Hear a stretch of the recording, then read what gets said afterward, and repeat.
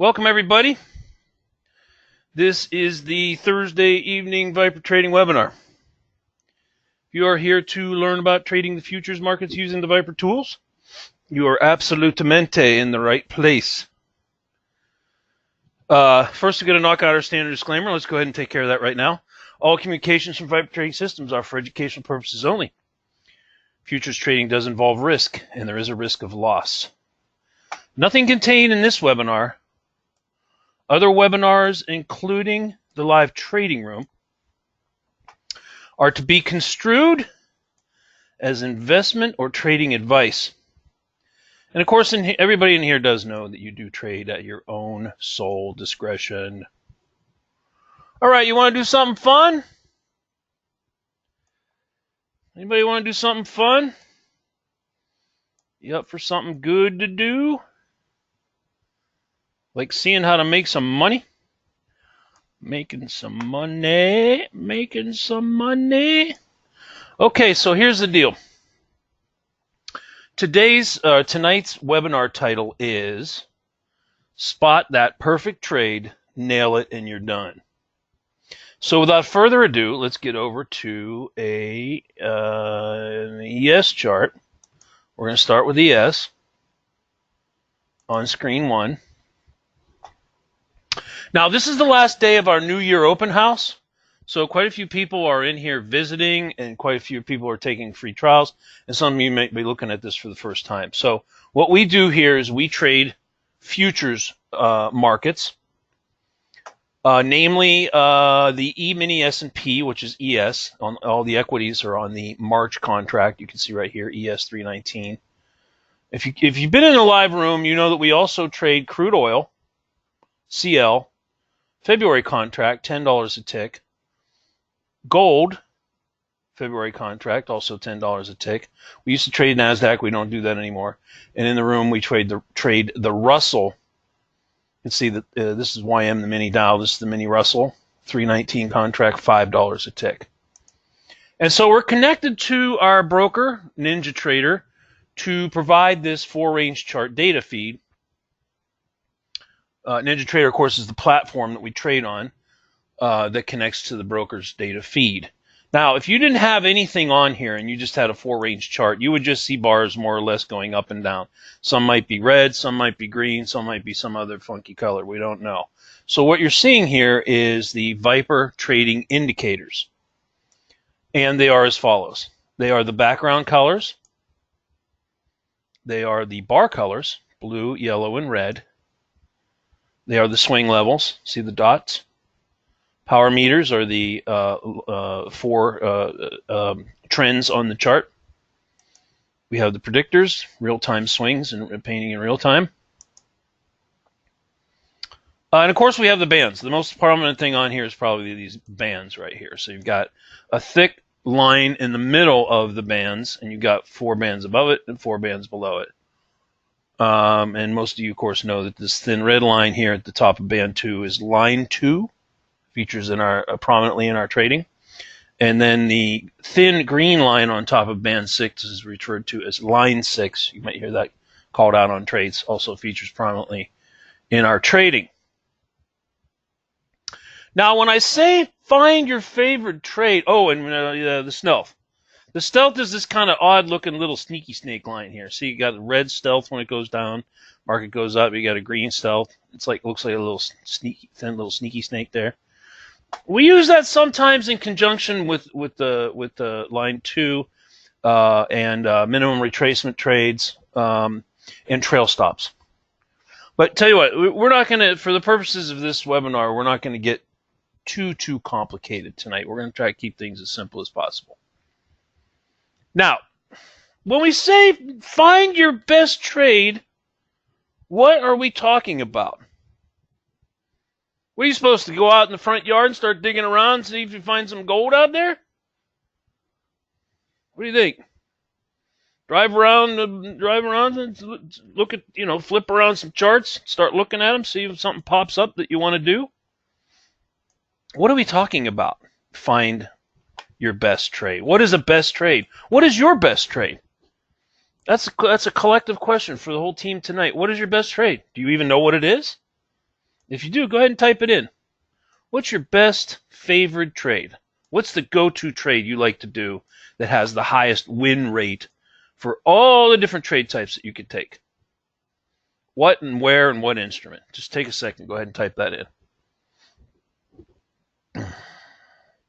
Brian says, oh, we're getting some good feedback from the team here tonight. Most excellent. I like it when everybody participates. Makes it a lot more fun. We get a lot more done. Let's see here. Brian says, for me, I like a good mid-band bounce after a nice thrust. Perfect. That's your go-to trade. Good, good, good. Hardy says, I like to define the trend and then determine retracements back into the mid-band. Most excellent. Mario, hey Mario. Mid-band when trending. Mid-band for John. Mario says, I like the ES contracts. Good. ES is good. Trade that works for me is the highest percentage using on a Viper checklist. Hey, Richard. ES mid-bands early in the morning, says Toby. Cool. Most excellent.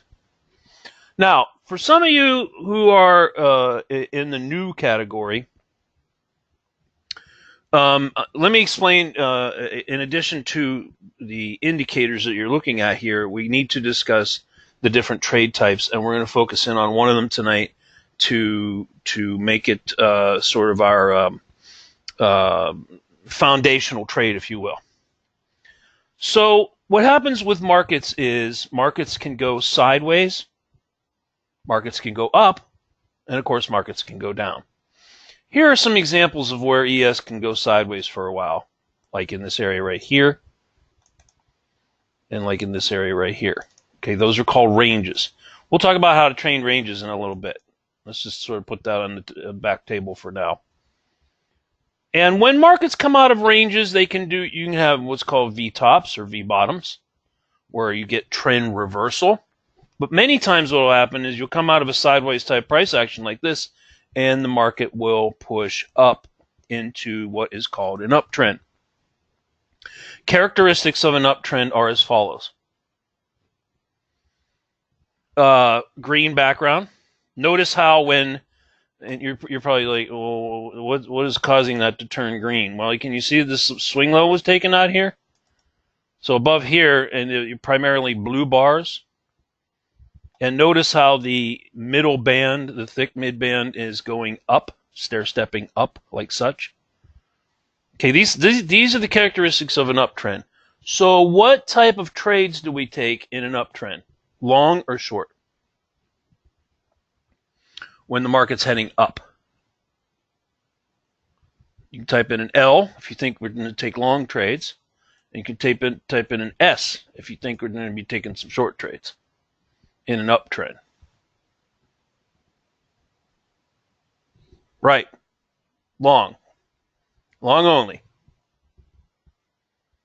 Now, we are what was referred to as pullback or retracement traders. So here's an example of a market that, yes, I think this is probably the 8th, early in the morning. Just using this as an example to show different types of volatility. A retracement is when you have this notion of a thrust. In the case of the uptrend, that would be up. And then the pullback in the opposite direction is called a retracement. And we buy or sell retracement trades in the trend. Now, let's look at trade definition. There are, if you want to boil, we have lots of videos, we have lots of training, all manner of different types of trades you can take, different setups using different tools. But for tonight's purposes, I'm just going to show 3 main trades. Hey, Lewis, glad to see you made it there, buddy. Don't worry, it's recorded. We'll get it posted tomorrow morning for everybody. There's some late people coming in here. Don't worry. You can watch the whole thing and play it tomorrow. Now, in an uptrend, we have what's called let's start with the mid-band trade. The mid-band trade is when the bars are located in the 2 bands that are immediately above and below the mid-band, and of course on the mid-band itself. Anywhere in here, anywhere on top of here, and anywhere in here is by definition what's called a mid-band trade. And for most traders that use our system, trade our system, this is kind of their pretty much kind of go-to trade. When you're in a trend and you come back to the mid-band, that is a trade entry.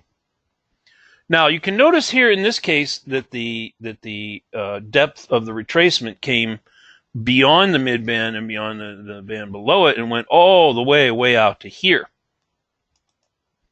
Now, what's challenging and a little confusing to some people is that they, based on the fact that you're underneath the midband and you have red bars, start to think that this might be an actual trend change. Well, it's not. This is not considered a trend change. It's considered a deep retracement, deep probe. Sometimes it's called a phantom trade. If you ever hear phantom or deep retracement, that's where the bars have gone beyond the midband and gone beyond the band number 4 into the actually checking line 2. It's called a deep retracement, and we'll talk about how to trade those in a minute. Now, in the third type of trade entry in an uptrend would be what's called a minimum retracement trade. So when we say minimum retracement, that's all we're saying. All we're trying to say is that it came below line 6. The thin green line right here, it comes below line 6.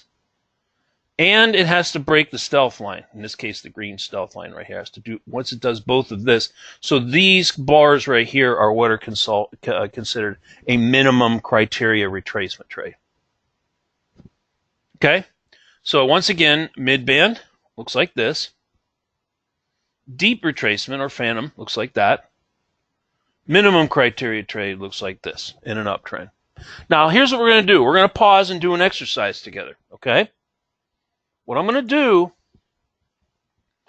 is I'm going to go ahead and advance this chart. And we're going to do a little exercise together where we're going to look at trades together. I'm going to advance this fairly quickly.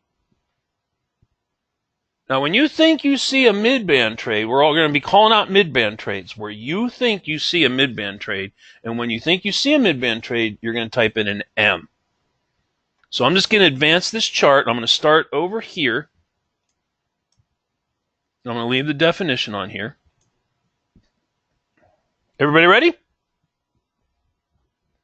Let's try to have some fun. Let's spot some trades together. Everybody ready? Okay, get ready to type in an M when you see it. I'm going to advance the chart. And this would have been on the early... let me get you oriented real quick, time-wise. I'm here in California. Midnight Pacific was right there on the 8th. So you're actually in what's called the European trading session. So overnight, this is the Asian trading session. Ends around midnight, starts about 5 o'clock Pacific, so it's actually firing up right now. And this would have been trading ES in the European session early in the morning of the 8th. And then we're going to transition into the US session, and et cetera, et cetera, et cetera. Okay, you ready? Everybody are mid-band professionals? Here we go. Remember, when you see a mid-band trade, you type in an M. Here we go.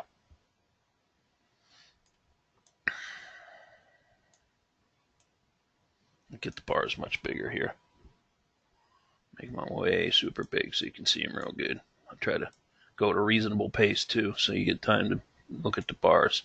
So here we're at 4:56 a.m. Pacific. Just before the equity markets open here in the States. Okay, there's 5 o'clock, 5:06 on the 8th.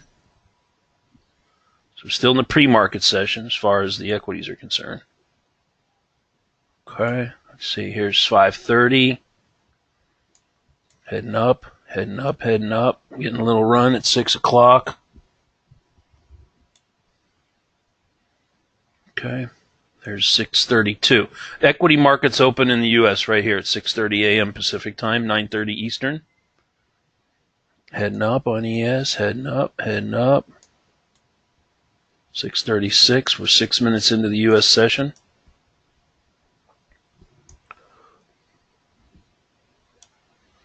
$6:42.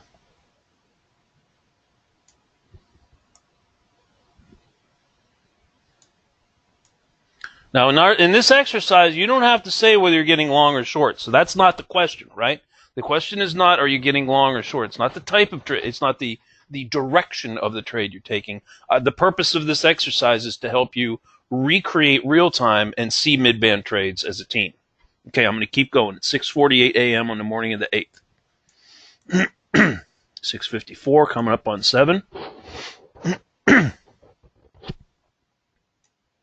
7:01. Those bars nice and super big for you. 7:04 a.m. Pacific time. 7:05. 7:07. I don't know if there was news at 7 on the 8th. I'd have to go back and look at that. I'm not certain if there was. Okay, 7:12. 7:17. 7:26 coming up on 7:30. Trying to get those bars nice and big for you so you can see them real good. There's 7:30 on the button right there. Okay, we're almost at the end of this particular exercise. All right, I'm going to stop it right there. All right, good. Most excellent. If you're coming in late, we are looking for, let me go back and recreate what we just did in this exercise together for the late birds. It's okay, don't worry. Hey, you know, what's the old saying? Better late than never, right? Better late than never. Okay, for those of you just coming in, the 3 entry types we're looking at tonight are, we're focusing primarily on mid-band trades. There are other types. There's deep retracements we've spoken about before, and there's salary retracement trades, but we're not focusing on these right now. Just for now, we're going to look just at mid-band trades. So when bars come on the mid-band, or in the band above it, or the band below it, by definition, this is called a mid-band trade. So many of you typed in M for signifying mid-band trade when these bars formed right here, and you were correct. So if you were one of those traders here tonight that typed that in, that was correct. Some of you typed it in, because I paused it here, if you recall. Excuse me, when these bars formed right here, and that is correct. I don't know that you would call this 3 separate mid-band trades. You could make the case that it technically was 3 separate mid-band trades, or 1 continuous trade, depending on how you actually drew the box, right? But some of you typed M in here, some of you typed M in here, and some of you typed an M here. Anywhere in here, if you typed in an M, you were correct. Yes, that was the first mid-band trade that we showed here on this chart. Okay, then we continued on. Now, interestingly enough, there was a handful of you who typed in M for mid-band trade when these bars formed right over here. Now, you know, I would put this one kind of on the how would you say, edge or thin line border, and let me explain why. Clearly, you can see that the criteria for a minimum retracement trade was met by these bars right here. Everybody sees that. By definition, that's the minimum criteria trade. Now, sure, the wicks of some of the candles and some of the bottoms of the bodies of those candles dipped a little bit into here. See them? See the little wicking and the dipping? That's why I'm saying it's kind of a borderline trade, and the fact that it technically, from the preponderance of candles present, would really be more of a minimum criteria entry for a long. You know, if you said that was a mid-band for the purpose of those candles going into this band right here, I'll give that one to you. Okay? All right, so we continued up here. This was 10 minutes into the open on the 8th. No trade here. Now, this happens a lot sometimes, okay? If you get a V-top, and if you watch the markets, you know what I'm talking about. So you get this sort of spike up. You get an exhaustion spike from the buy programs. And then all of a sudden, you know, a sell program kicks in and just totally V-top reverses it. What I mean by that is there's really no pause sometimes to take a trade at the mid-band here. So that was not a trade, right? Because you just V-top and then Kagunga down on, just rip right through it. You have to have, and if you trade these markets, you know what I'm talking about. You got to have, the markets have to pause. Just for, you know, let's look at time-wise. Let's look at what we're talking about here. Okay, so it entered the box, this one, on 6:39, right? 6:39-ish. And it didn't break up until all the way here at almost 6:42. So it spent 2.5, almost 3 minutes. That's plenty of time to take a trade. 3 minutes in the futures market is an eternity. And that's what we like about ES, right?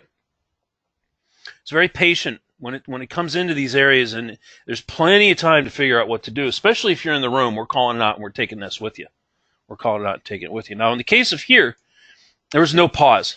These bars just ripped. I mean, it started selling off here at 6:46 and change. Here's 6:47. This is all happening in like a minute. So there's just times when the market moves too fast and you're not going to get it. Now let's continue on. You can see here this is a thrust where we change the background to red.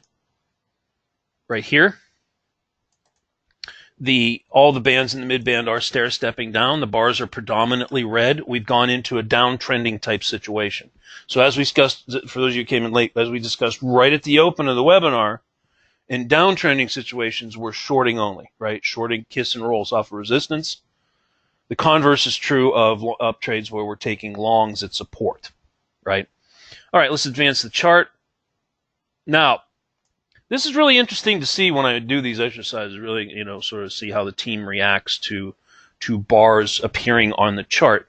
I have what I would consider to be early adopters. Early adopters would be those of you tonight here who saw these bars right here and immediately type in mid-band trade.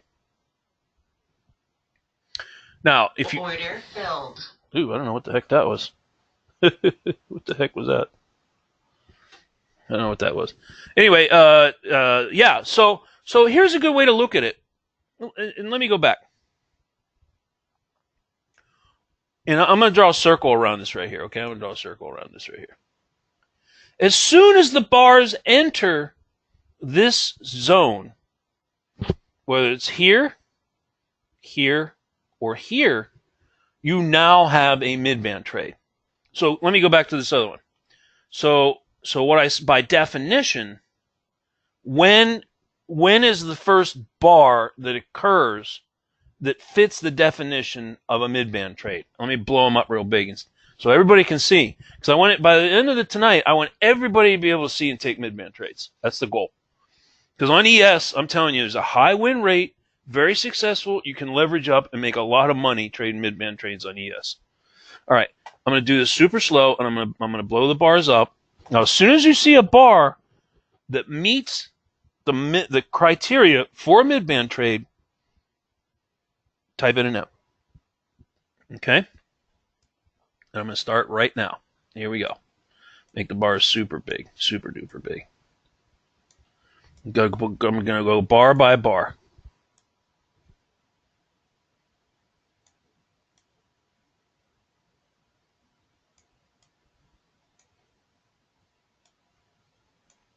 Oops. Got that box off. Let me get that box off of there.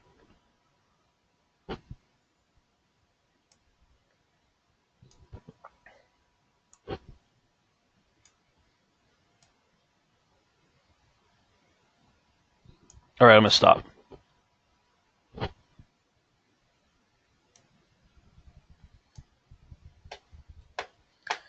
So, which one of these bars meets the criteria for, by definition, would be become the first bar eligible to say that you have a mid-band trade set up?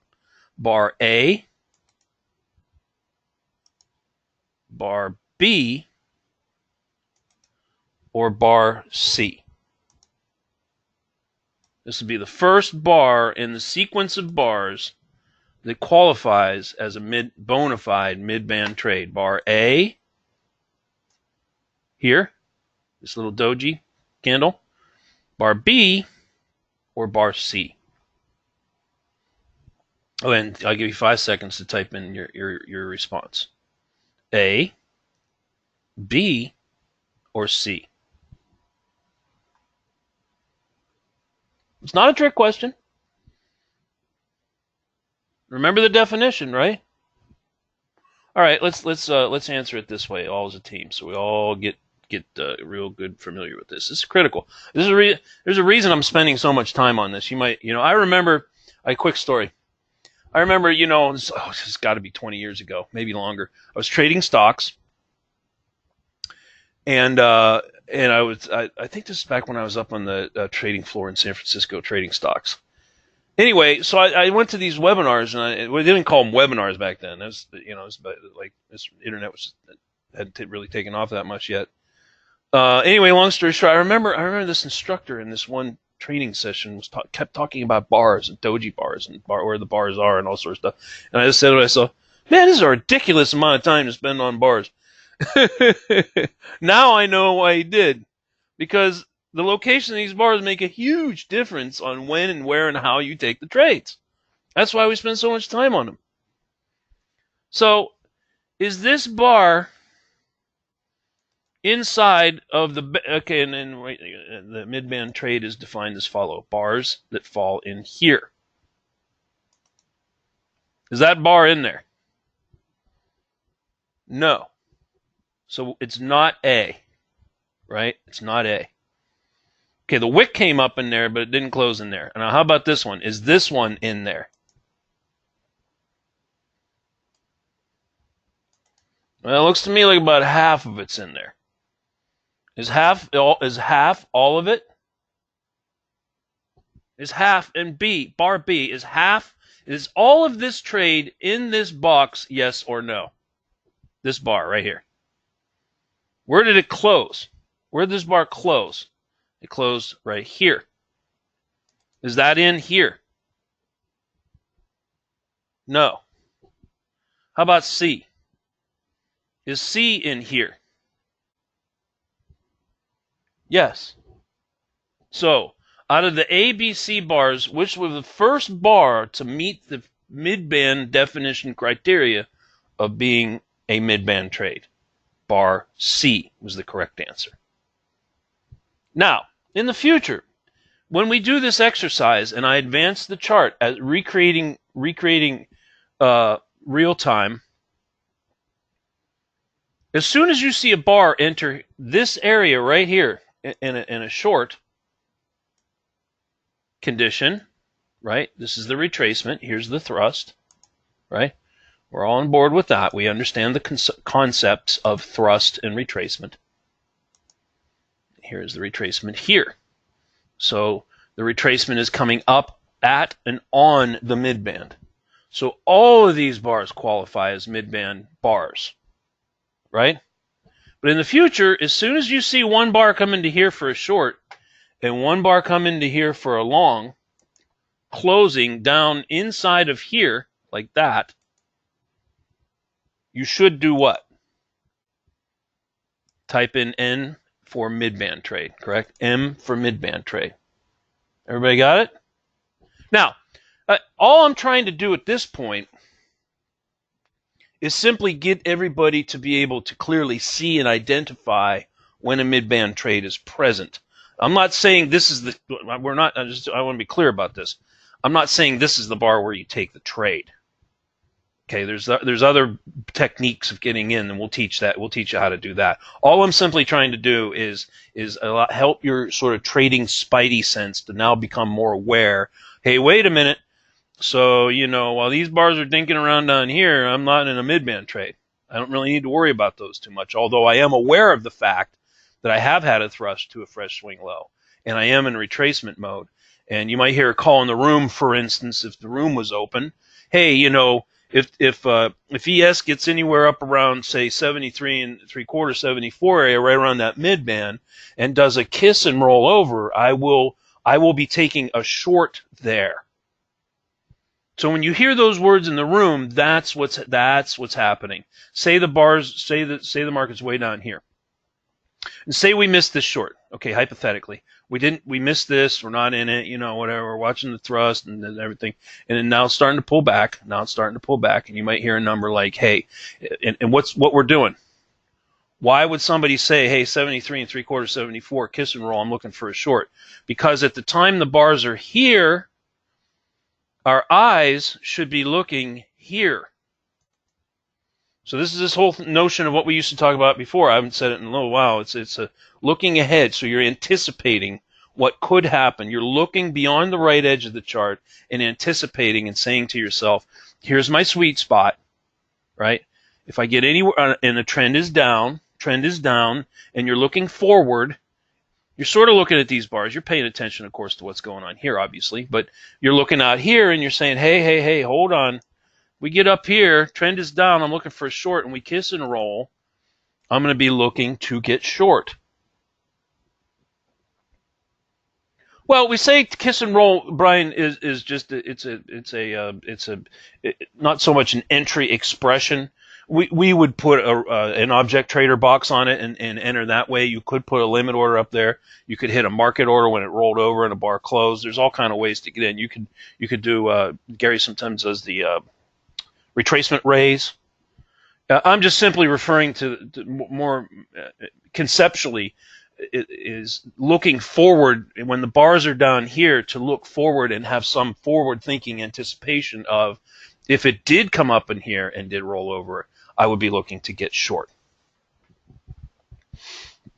Yeah. Okay. Does the whole bar need to be? Let's do this, Chuck. I think there's some modicum of confusion around this area. Let's for it to be a bona fide qualify as a bar for a mid-band trade, it's got to close inside of here. So for the short, you would have to have the bar close inside of here. And for the long retracement, it would have to close inside of here. Retracement long coming, oops, like we looked at earlier, right? That pullback long. So your retracement long is coming into here, and your retracement short is coming right up into here, which did happen on these yellow bars right here. And these bars obviously sat right on. A lot of you, like I said, the early adopters in you here who really sort of get, really understand the concept of what we're showing, typed in mid for mid-band trade when these bars formed right here. Okay, and then when these started to show up, another group of you here tonight typed in M, which is good. Here's your early adopters. They're seeing it, right? Many of you typed it in here. This became obvious because they're sitting literally right on the midband, right? And then a small handful of you typed it in over here. I can't remember if it was here or here. Now, and I'm not scolding anybody here, but here I have to make something clear. If you didn't type in an M or felt that you saw the correct midband entry until these bars formed right here, I have to say that's a negatory. You're getting in too late. The trade is up here. So by the time that you're getting in down here, traders who entered at a proper level are already getting out of their first contract. Right? So the methodology that we like to teach, and I'm just going to explain it kind of once, and then we have other webinars that get in more detail of how to do this, is let's say you put a 2-lot trade short. I don't know where you'd be filled. It really depends on where you drew the box. Maybe on this bar, or maybe, I don't know, just pick a bar. Let's pick a bar. Let's say your box looked like that, and you closed here. So what Object Trader does is, maybe you had a limit order here, maybe you had a market order here. If you used Object Trader, close outside, and you put 2-lot on here. So you put 2 contracts short on ES right here. So you're short 2. Now, the beautiful thing about Object Trader is it will automatically put your targets and stops in. See, a limit or a market order, you're going to have to put all your targets and stops and trail and manage the whole thing yourself. OT will do it for you. So normally your stop is anywhere from 10 to 12 ticks. So you go up above here, 10 ticks, it'll put 2-lot stop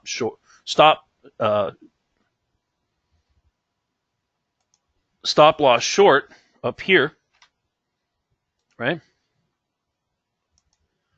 And let's say hypothetically your scalp target was, I don't know, 6 or 8 ticks. So that's 2 points down from here, 72 to 70. Is 8 ticks. So what physically would happen is right here, on this bar right here, it would take 1 contract off with 8 ticks of profit. Now on ES, how much is 8 ticks of profit? How much is 8 ticks of profit? Anybody? What's a tick worth on ES? Does anybody know? What is a tick worth on ES, and how much would 8 ticks give you in profit on that first target? Anybody? Yeah, $100. So for those of you that are new, and it's okay because you're learning,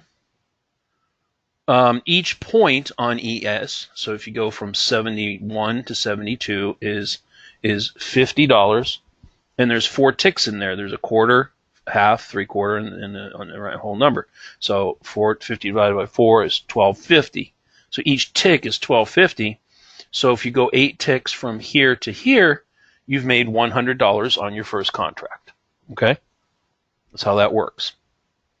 Now, the second operation that occurs is that normally when the scalp is taken off, an object trader can be set up to do this, is that you're left with one stop loss. It's OCO. So when this comes off, it takes this to 1.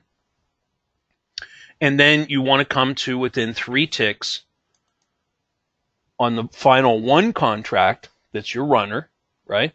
So now you got a runner. And this takes your stop, you're on the 1 lot that's remaining, to right there.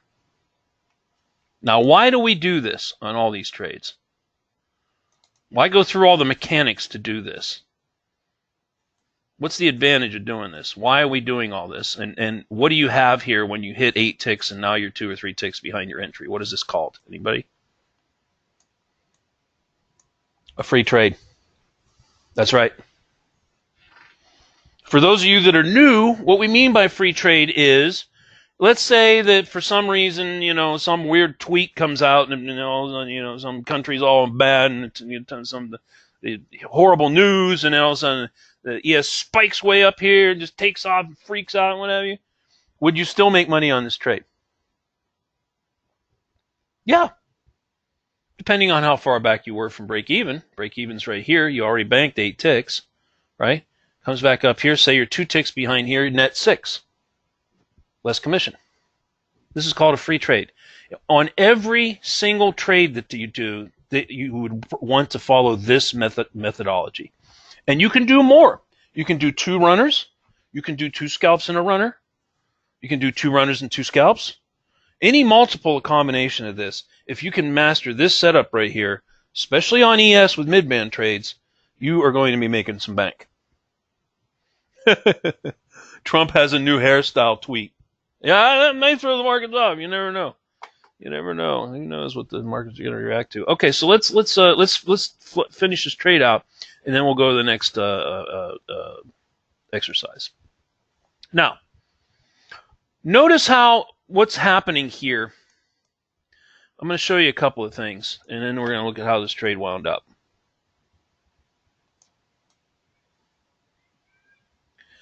Now, I mentioned earlier that what we like to do is, on our runner, we like to use, so we create what's called a trail stop. An object trader can do this for you in an automated fashion. You don't have to, you can physically do it. But if you notice what's happening here, as this drops very precipitously, when it pulls back, in this case here, it just kisses line 2 and kisses the stealth line and barely closes above it. So for instance, in the room, let's say like down here, you're at like 60, 50, and you hear a call like this. So go ahead and put your trails 2, 3 ticks on your short above 60, 50. Now the reason we're saying that is because many, many, many times you will come up and it will just kiss this stealth and kiss line 2 in the short and then roll over. In this case, it didn't give you a whole lot. It gave you maybe 5 or 6, maybe 8 ticks, maybe 5 ticks right here. And then eventually it stopped out. But that's what we're doing, because sometimes these little kisses will come up and they'll just sort of kiss it, and then boom, and then another 30 ticks. So physically, you're trailing it down, trailing it down, trailing it down, trailing it down. If you had it tight, it got you here. If you had it loose, it probably got you there. So how much money did this trade make? Well, let's look at leg 1. Let's look at the size of leg 1 and leg 2. We already said leg 1 was 8 ticks. Let's figure out what leg 2 was worth. All right, you got short at 72.50, and you got out at 60.50. That's 12 points. How many a point worth? Remember I just said a minute ago, the ES point is worth how much? $50. So 12 of them would equal $600. Yeah, 6 bones. Call it 6 bones. 6 bones on leg 2, that's the runner. And 8 ticks here, which was 100. So how much money did this, if you put this in and the entries are just like I'm showing, short on the close of this bar right here, scalp 2 lot stop initially, 10 ticks above there.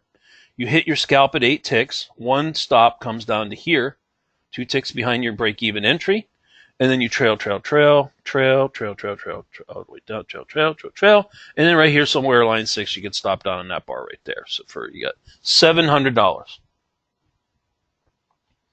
You got into the trade, it looks to me like somewhere right around 7:10 a.m. on this morning, and you stayed in it until about 7:23-ish. So how long were you in that trade? 13 minutes, roughly. 13 minutes, you made 7 bones. No heat. There was no heat at all on this trade. It immediately moved in your favor. This is what we call one and done. When we talk about, remember the topic of this discussion here tonight in the webinar, what was the topic title? Excuse me. You get a sip of tea here while you're thinking about that. What was the tonight's theme when we came up with the thing? When you came in here and you clicked on it and said, "Okay, come see the thing and what we're going to talk about."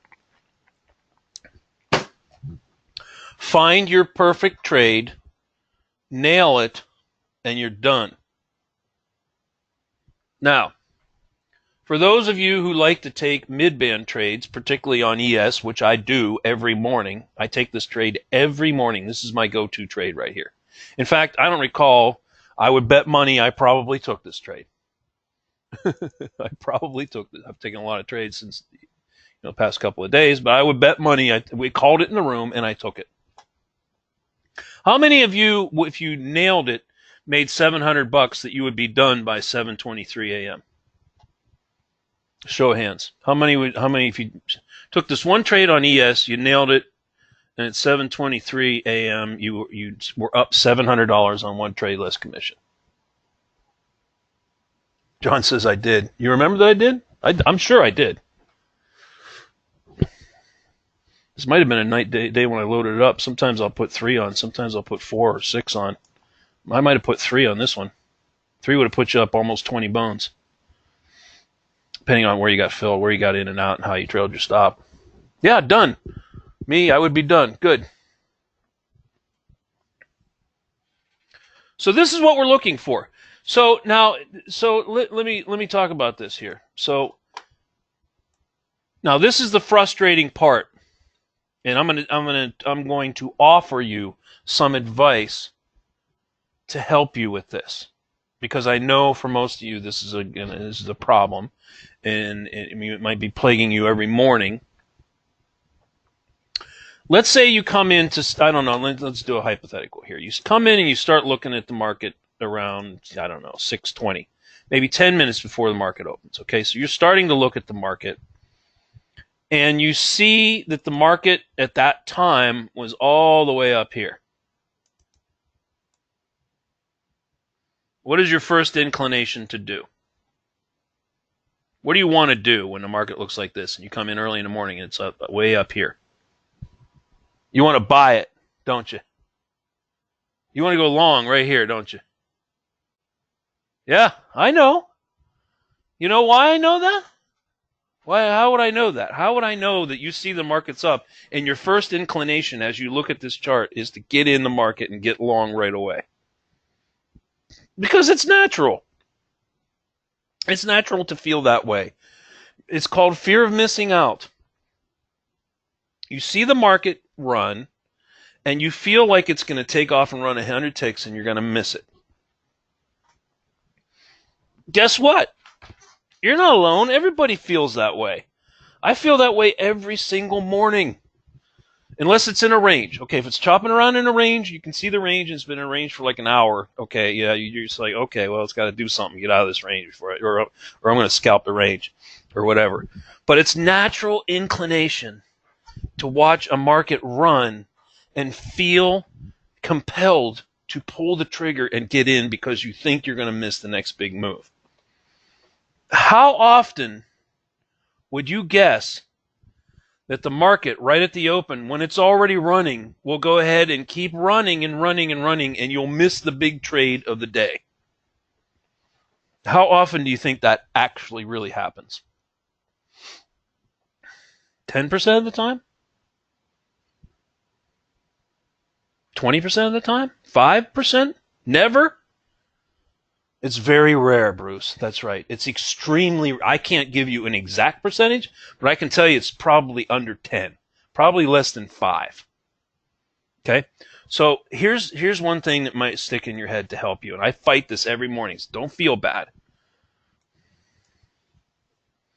When you see a condition like that right at the open, you've got to remember that there is less than a 5% chance that the run of the morning, the run of the day for that matter,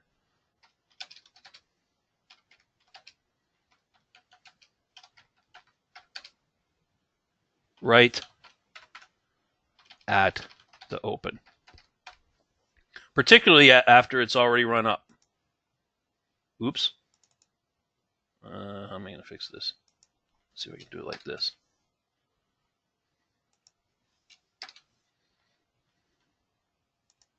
So the way I fight it is I mentally tell myself, you don't want to enter here. It's thrusting up already. It's run, and then what I do and this will help, and maybe I'll do this in a room. I'll start doing this tomorrow.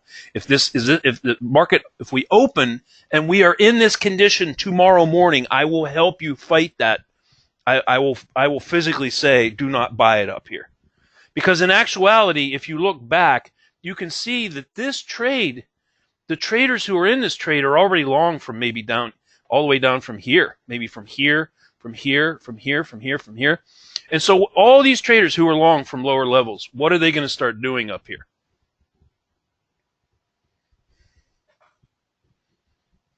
I would go so far as to say it's probably less than 3%.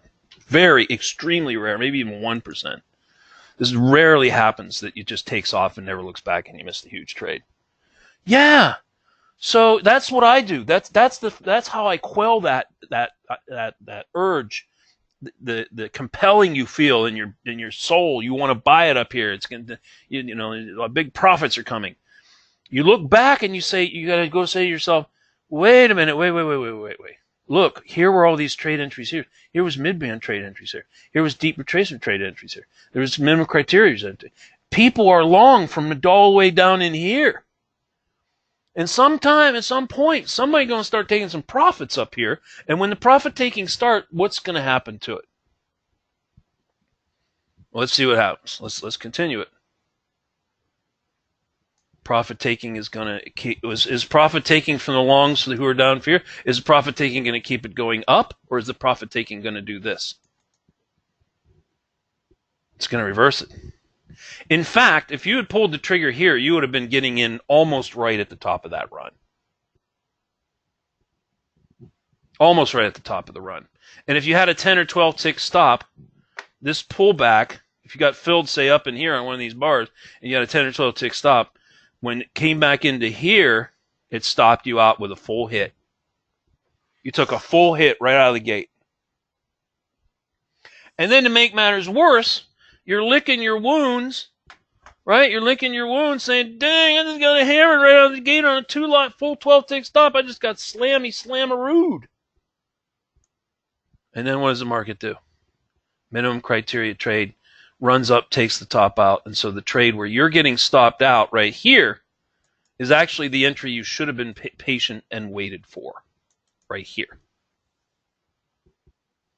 Hardy says it took me a very long time to understand this very important point.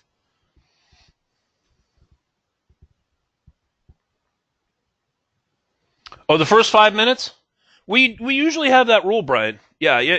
As much as sometimes the first 5 to 10 minutes on ES, many times. Like this morning, it chopped around for probably half an hour.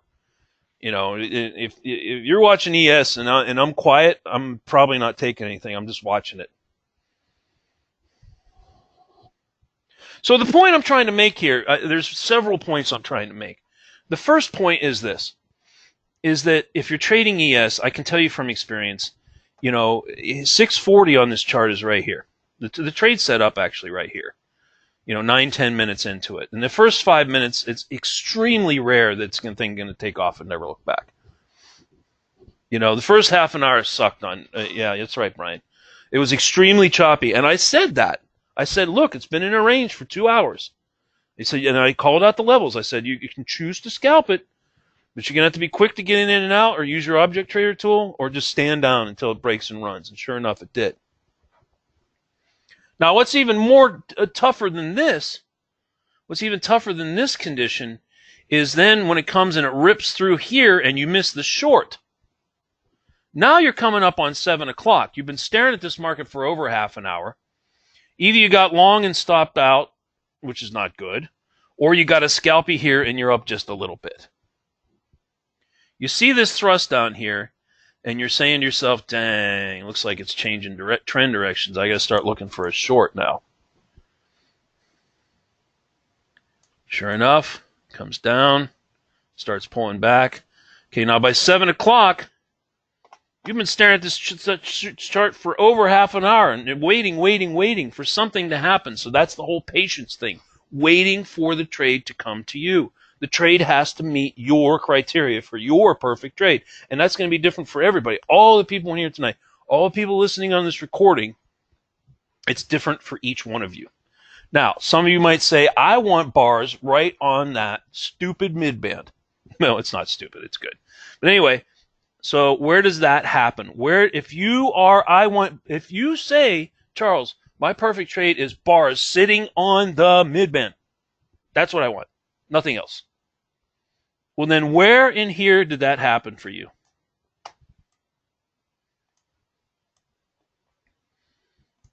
Right here. That's your perfect trade. Right there. That's it. Nothing else. Is this a perfect trade? No. Is this a perfect trade? No. Is this a perfect trade? No. Is this a perfect trade? No. Is this a perfect trade? By your definition.